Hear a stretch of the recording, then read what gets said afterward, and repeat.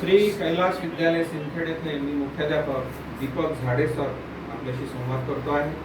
आमच्या विद्यालयामध्ये ICT lab मिळालेली आहे आणि या ICT लॅब अंतर्गत आम्हाला 11 कॉम्प्युटर्स मिळालेले आहेत। त्याचप्रमाणे आमच्या इथे डिजिटल क्लासरूम सुद्धा उपलब्ध आहेत। डिजिटल क्लासरूम सोबतच आमच्या इथे इंटरनेट सुविधा जसे की जिओ फायबर सुद्धा आम्ही जोडलेले आहे, कनेक्शन घेतलेले आहे।